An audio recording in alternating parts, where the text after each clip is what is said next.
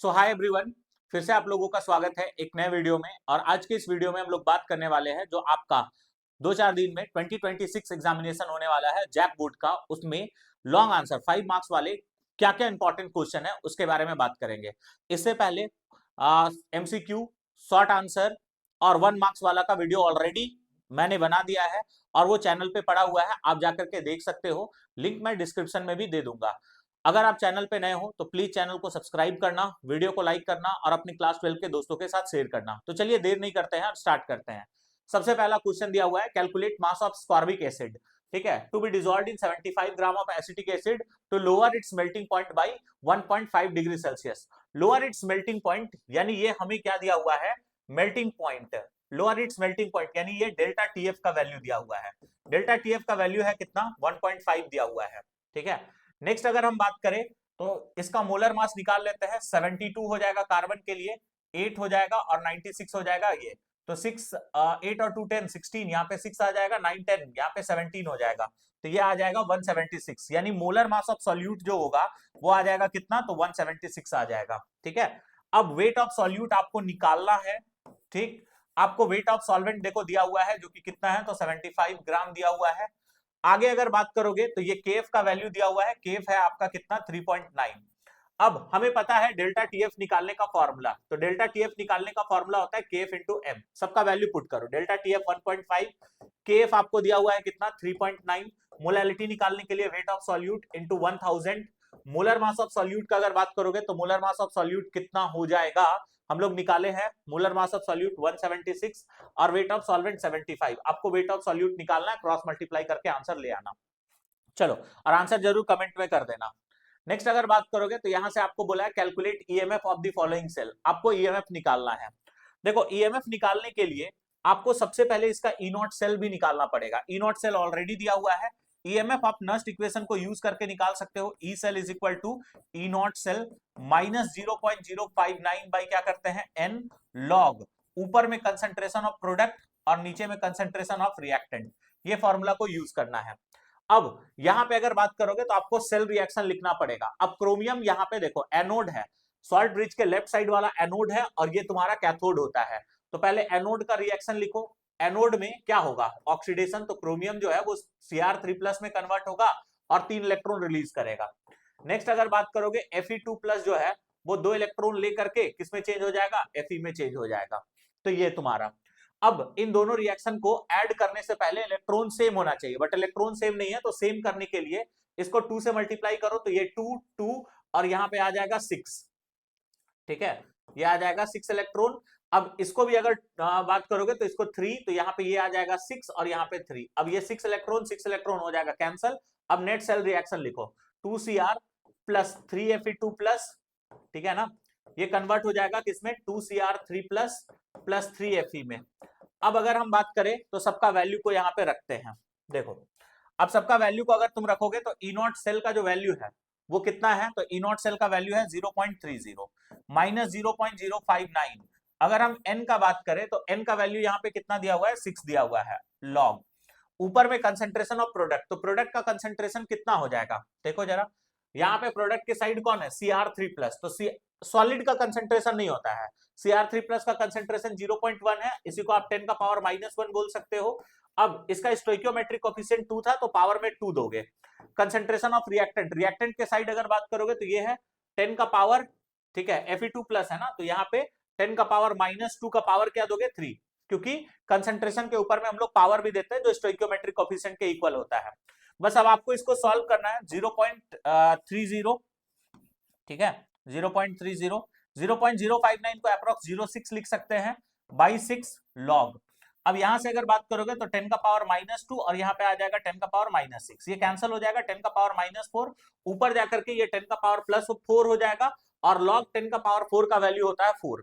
अब इसको सॉल्व कर लो तो यहाँ से सेल का ईएमएफ मिल जाएगा, E cell is equal to 0.30 minus, इसको कट करोगे 0.01 आ जाएगा। लॉग 10 का पावर -4 ऊपर जाकर के +4 और लॉग 10 का पावर 4 का वैल्यू 4 होता है। तो यहां से आ जाएगा 0.30 माइनस 0.04, तो इसको सॉल्व करोगे तो 0.26 वोल्ट आ जाएगा। ये इसका आंसर है।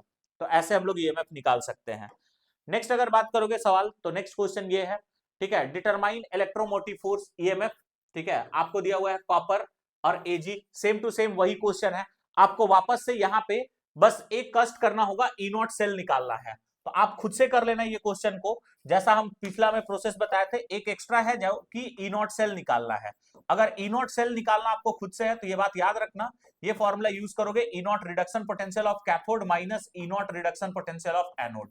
ठीक है, अगर हम रिडक्शन पोटेंशियल ऑफ कैथोड का बात करें तो देखो कैथोड के साइड कौन है तुम्हारा, सिल्वर है, तो सिल्वर का रिडक्शन पोटेंशियल तुमको दिया हुआ है 0.80 माइनस एनोड के लिए क्या दिया हुआ है 0.34। इसको माइनस कर लोगे तो कितना आ जाएगा, इसको माइनस करेंगे तो यहाँ पे बचेगा तुम्हारा ये 6 आ जाएगा, यहाँ पे 3 4 5 6 7 यानी 0.46 वोल्ट आ जाएगा ये।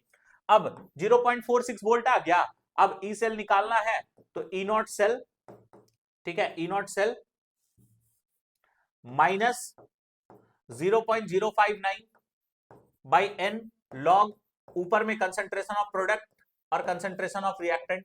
वापस से आप सेल रिएक्शन लिखना, ये एनोड है तो एनोड का रिएक्शन, ये कैथोड है तो कैथोड का रिएक्शन। इसमें भी देखना कि इलेक्ट्रॉन बराबर नहीं होगा, तो इलेक्ट्रॉन बराबर नहीं होगा तो क्रॉस मल्टीप्लाई कर देना। ठीक है, तो ये तुम लोग खुद से करोगे और आंसर कमेंट कर देना। नेक्स्ट, तुमसे ये भी इस तरह का भी क्वेश्चन पूछा जा सकता है, ये experimental determination of order of reaction के ऊपर में है। आपको क्या बोला है कि यहाँ पे रिएक्टेंट का कंसंट्रेशन दिया हुआ है, रेट ऑफ रिएक्शन दिया हुआ है, और आपको ए और बी के रिस्पेक्ट में ऑर्डर क्या है ये निकालने के लिए बोला है। काफी इंपॉर्टेंट है। इस तरह का क्वेश्चन को सॉल्व करने के लिए आप क्या करोगे, देखो इस तरह का क्वेश्चन जब भी सॉल्व करना है ना, तो देखो ये ए का कंसंट्रेशन है, ये बी का कंसंट्रेशन है और ये रेट ऑफ रिएक्शन है। तो आप क्या कर लो, पहले एक रिएक्शन एज्यूम कर लो, ठीक है, एक जनरल रिएक्शन। तो जनरल रिएक्शन क्या एज्यूम करेंगे, ए प्लस बी जो है वो किसमें कन्वर्ट हो रहा है, मान लो सी में। ये अब इसके लिए रेट लो एक्सप्रेशन लिखो, तो रेट लो एक्सप्रेशन कैसे लिखेंगे, रेट इज इक्वल टू के, कंसंट्रेशन ऑफ ए का पावर क्या कर लोगे एक्स, और कंसंट्रेशन ऑफ बी का पावर क्या कर लोगे वाई, इस तरह से।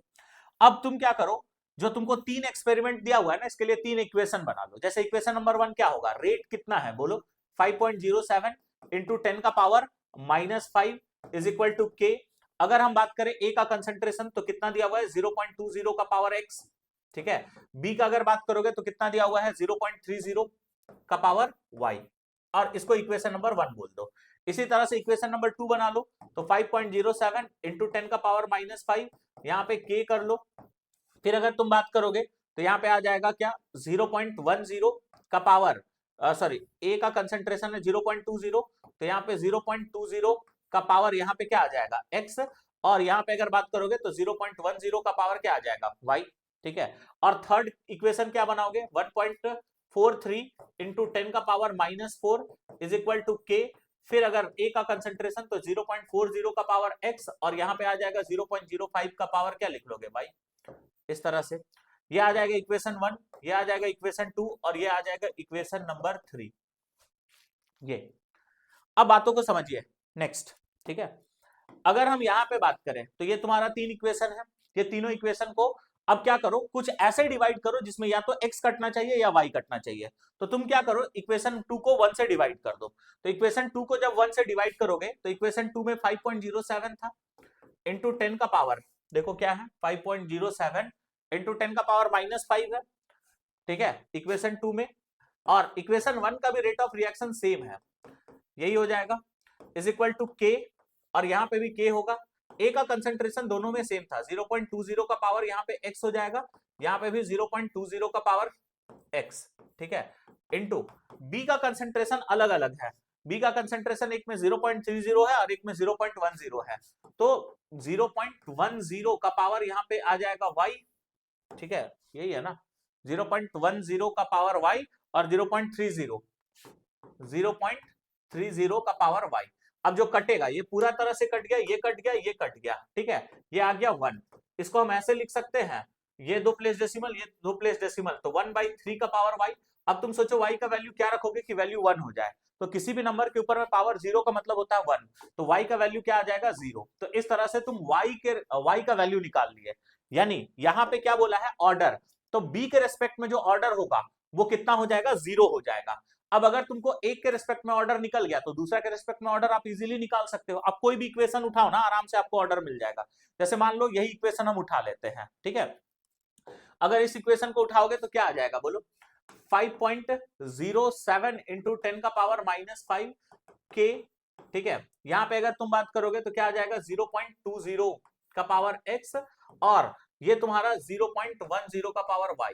y का वैल्यू 0 रखोगे तो किसी भी नंबर के ऊपर में पावर 0 मतलब 1 हो जाएगा। अब यहां से अगर हम बात करें तो k, एक मिनट, k नहीं निकल पाएगा, हम लोग को फिर से सॉल्व भी करना पड़ेगा। दो इक्वेशन को डिवाइड कर देंगे वापस से, ठीक है। दो इक्वेशन हम लोग कोई भी ले लेते हैं ना, अब की बार कौन ले लिया, कौन को ले लेते हैं, ठीक है। हम लोग इसको ले लेते हैं, 3 और 2 को डिवाइड कर देते हैं। तो इक्वेशन 3 को 2 से डिवाइड कर दो। इक्वेशन 3 में रेट ऑफ रिएक्शन कितना है, देखो 1.43 ना, ठीक है। तो 1.43 इंटू क्या है, देखो 10 का पावर -4, 10 का पावर -4, और यहाँ पे आ जाएगा 5.07 इंटू 10 का पावर -5। के यहाँ पे भी होगा, के यहाँ पे भी होगा। अब देखना जरा, यहाँ पे आ जाएगा 0.20, तो 0.20 का पावर x, और यहाँ पे आ जाएगा 0. नहीं उल्टा कर रहे हैं, 0.40 ऊपर में लिखना है क्योंकि हम इक्वेशन 3 को रख रहे हैं ना। 0.40 का पावर यहाँ पे आ जाएगा x, और 0.20 का पावर लिख लोगे x, ठीक है। और y के लिए अगर बात करेंगे तो y यहाँ पे क्या है, y है 0.10 और 0.05, तो यहाँ पे आ जाएगा 0.05 का पावर क्या कर लोगे y, और यहाँ पे अगर बात कर लोगे तो यहाँ पे आ जाएगा 0.10 का पावर y। अब किसी भी नंबर के ऊपर पावर 0 मतलब 1 होता है, तो ये पूरा का पूरा वैल्यू 1 हो जाएगा। k और k यहाँ से कट जाएगा, इसको काटोगे तो 10 का पावर क्या बचेगा, -1 बच जाएगा। 10 का पावर -1 ऊपर जाकर के 10 का पावर +1, तो 14.3 डिवाइडेड बाई 5.07, यही आ रहा है तुम्हारा, ठीक है। अब यहां से अगर तुम इसको सॉल्व करोगे तो ये तुम्हारा 2 बार में लगभग कट जाएगा, तो यहां से 2 का पावर कितना आ जाएगा तुम्हारा, x आ जाएगा, ये आ रहा है। अब इसको अगर हम कैंसिल करना चाहे तो ये कैंसिल कितने बार में हो जाएगा, ये इसको हम लोग मान लेते हैं ना 3 बार में, कितना बार में काट दोगे, 3 बार में, ठीक। तो यहाँ पे ऑर्डर जो है वो थोड़ा सा अजीब टाइप में आ रहा है, ए और बी के रिस्पेक्ट में ऑर्डर ना, तो 5.07 1.43 10 का पावर -4, इसको हम लोग कट कर लेंगे तो ये कितना बार में कटना चाहिए, 5 3 या 15, नहीं कम है ना, तो ये तुम्हारा 5 2 या 10, ये तुम्हारा समथिंग कटेगा, ठीक है। इसको एक बार सॉल्व कर लेना, इस तरह से x का वैल्यू मिल जाएगा। तो ये एक्सपेरिमेंटल डिटर्मिनेशन ऑफ ऑर्डर है, ऐसा भी क्वेश्चन तुमसे पूछा जा सकता है। आगे अगर बात करोगे नेक्स्ट, ऑर्डर और मॉलिक्यूलैरिटी के बीच का डिफरेंस, काफी इंपॉर्टेंट सवाल है, ये एकदम याद कर लेना अच्छे से। नेक्स्ट अगर बात करोगे तो फिर यहाँ पे बोला है the rate constant of a particular reaction doubles when temperature changes from 27 degree Celsius to 37 degree Celsius, calculate the activation energy. ये भी काफी इंपॉर्टेंट है इस साल के लिए, तो ये क्वेश्चन को भी आप लोग याद कर लीजिएगा, ठीक है। नेक्स्ट अगर बात करोगे तो है लेंथेनॉइड कॉन्ट्रैक्शन किसको कहते हैं, बहुत बार क्वेश्चन पूछा गया है, तो ये भी कर लेना। इसका सॉल्यूशन तुम लोग खुद से कर लेना, अगर कोई दिक्कत है तो कमेंट कर देना, हम करके बता देंगे, ठीक है। ये लेंथेनॉइड कॉन्ट्रैक्शन। फिर तुमसे बोला है कि give two example of lanthanoid element, lanthanoid element क्या है उसका एग्जांपल देख लेना, और ऑक्सीडेशन स्टेट कौन कौन सा लेंथेनॉइड एलिमेंट एग्जिबिट करता है यानी शो करता है, ये पूछा है, ये भी आप लोग कर लीजिएगा याद। नेक्स्ट ये सब का रीजन तुमसे बहुत बार पूछा जाता है, इसलिए ध्यान रखना भाई, सारा का रीजन यहाँ पे लिखा हुआ है, काफी इंपॉर्टेंट सवाल है इस साल के लिए, ठीक है। नेक्स्ट अगर बात करोगे तो ये question on the basis of valence bond theory discuss geometry and magnetic property. देखो हालांकि हम यहाँ पे एक ही क्वेश्चन आपको दिया हुआ है, बट 5 नंबर के लिए वैलेंस बॉन्ड थ्योरी को अच्छे से याद रखना कि शेप, जियोमेट्री, ये सब कैसे बताया जाता है। अगर आपको कोई दिक्कत है तो इससे रिलेटेड एक अलग सा वीडियो मेरे चैनल में पड़ा हुआ है, जाकर के देख सकते हो, ठीक है। नेक्स्ट 5 नंबर में इंपॉर्टेंट ये है क्रिस्टल फील्ड थ्योरी का स्प्लिटिंग आपसे पूछेगा। यहाँ पे भले ऑक्टाहेड्रल कॉम्प्लेक्स में बोला है, बट टेट्राहेड्रल का भी स्प्लिटिंग आप लोग याद करके जाइएगा। नेक्स्ट अगर बात करोगे तो आईयूपीएससी नेम आपको दिया हुआ है और स्ट्रक्चर लिखना था, तो ये सब स्ट्रक्चर है, ये सब भी आप लोग कर लेना। नेक्स्ट इंपॉर्टेंट है, ये तुम्हारा एक रिएक्शन के ऊपर में क्वेश्चन है, ठीक है। यहाँ पे इसको रिएक्शन कराया तो ए बना, फिर बी, ठीक है, इसको रिएक्शन कराया सी और डी, तो आपको यहाँ पे ए बी सी डी पता करना है। आप लोग सिंपल सा रिएक्शन है, पता कर ही सकते हो। इसको रिएक्शन कराओगे तो ये डबल बॉन्ड टूटेगा, दोनों जगह बीआर जुड़ जाएगा, और एल्कोहलिक केवेज के साथ रिएक्शन कराओगे तो वापस से एल्कीन बन जाएगा, ये तुम्हारा होगा। यानी दोनों जगह पे बीआर और वापस से जो ये रिएक्टेंट है वही तुमको बी में दिखाई देगा। इसको रिएक्शन कराओगे अल्कोहलिक KOH के साथ, तो इन दोनों के बीच में या इन दोनों के बीच में डबल बॉन्ड डाल देना, मतलब कहीं पे भी डबल बॉन्ड डाल देना पहला और दूसरा कार्बन के बीच में। HBr और पेरोक्साइड एंटी मार्कोवनिकॉव एडिशन होगा, डबल बॉन्डेड सिस्टम पे तुम Br को वहां जोड़ देना जहां हाइड्रोजन का नंबर ज्यादा है। तो ये भी एक काफी इंपॉर्टेंट सवाल है। नेक्स्ट, इन सब नेम रिएक्शन के ऊपर में शॉर्ट नोट्स आप लोग को लिखने के लिए दे सकता है, तो ये सब याद कर लीजिएगा। वुड रिएक्शन, फिंकलस्टीन, सैंडमेयर्स, काफी इंपॉर्टेंट है। नेक्स्ट अगर बात करोगे तो ये सब कुछ इंपॉर्टेंट कन्वर्जन है। हम आप लोग को 3 मार्क्स वाला में भी बहुत सारा कन्वर्जन बताए थे, यहाँ पे कुछ और कन्वर्जन है, ये सबको एड अप कर लीजिएगा, इन सब से भी क्वेश्चन पूछेगा आपसे। नेक्स्ट अगर बात करोगे तो ये इन सब नेम रिएक्शन के ऊपर में शॉर्ट नोट्स आप लोग को लिखने के लिए बोल सकता है। Cannizzaro, Hell Volhard, Zelinsky, carbylamine reaction, ये सब नेम रिएक्शन, और इसके अलावा भी हम शॉर्ट आंसर में कुछ आप लोग को बताया है, वो सब भी याद कर लीजिएगा। नेक्स्ट अगर बात करोगे तो कैनिजारो रिएक्शन, ये सब तुम्हारा स्टेटमेंट वगैरह है उसका, जो भी पिछला वाला में स्लाइड में क्वेश्चन था उनका, ठीक है। नेक्स्ट, ड्रॉ दी स्ट्रक्चर, आपको कुछ नेम दिया हुआ है, उसका स्ट्रक्चर ड्रॉ करना है, तो स्ट्रक्चर ड्रॉ करने से भी आप लोग को सवाल पूछा जा सकता है। इस तरह का भी क्वेश्चन को आप लोग याद कर लेना, ठीक है। नेक्स्ट अगर बात करोगे तो यहाँ पे शॉर्ट नोट्स लिखना है एल्डोल कंडेंसेशन के ऊपर में, और विलियमसन सिंथेसिस, ये सब भी कुछ इंपॉर्टेंट क्वेश्चन है, ये याद कर लीजिएगा। नेक्स्ट अगर बात करोगे, ठीक है, तो ये सब तुम्हारा उसका स्टेटमेंट लिखा हुआ है। तो ये सब कुछ इंपॉर्टेंट 5 मार्क्स वाले क्वेश्चन थे, जो कि इस बार आपके एग्जामिनेशन में आने के चांस बहुत ज्यादा है। तो ये सारा क्वेश्चन को आप लोग जरूर से जरूर कर लीजिएगा। हम कुछ क्वेश्चंस को आप लोग को यहाँ पे बस एक्सप्लेन करके छोड़ दिया है। अगर आपको बीच में दिक्कत हो जाए या फिर कहीं पे आप लोग को दिक्कत रह जाए तो आप लोग प्लीज कमेंट कर देना, ठीक है। वैसे तो ये सब नॉर्मल क्वेश्चन है जिसका सॉल्यूशन आप लोग को पता होना चाहिए। देखिए, इस वीडियो का पर्पस बस इतना था कि आप लोग को कौन कौन सा क्वेश्चन पे ज्यादा फोकस करके जाना है, ठीक है। ये PYQ सीरीज वगैरह कुछ ऐसा नहीं था कि हम पूरा डिटेल में जाएं। बाकी PYQ सीरीज वगैरह ऑलरेडी चैनल पे पड़ा हुआ है, तो वो सब आप जाकर के देख सकते हो, ठीक है। तो ये सब इस तरह से हम लोग जैक बोर्ड का जितना भी सेक्शन में क्वेश्चन आता है, चाहे आप मल्टीपल का बात करो, 1 मार्क्स का बात करो, सेक्शन सी का बात करो या सेक्शन डी का बात करो, हर टाइप का क्वेश्चन का पॉसिबिलिटी हम आप लोग के साथ में डिस्कस कर दिए हैं। तो जरूर सारा वीडियो को अच्छे से देखना, नोट्स बनाना और अच्छे से पढ़ाई करके ये सबको जाना। आप लोग का बोर्ड का एग्जामिनेशन अच्छा जाएगा। तो सभी को इसी लास्ट वीडियो के साथ ऑल द बेस्ट, आप लोग का एग्जाम अच्छा जाएगा। फिर से मैं एक बार कह रहा हूं कि अगर आप चैनल पे नए हो तो प्लीज चैनल को सब्सक्राइब करना और वीडियो को लाइक करना। तो अब मिलेंगे नेक्स्ट वीडियो में, जो कि जेई नीट के ऊपर में होगा। तो चलिए, सभी को थैंक यू, बाय बाय।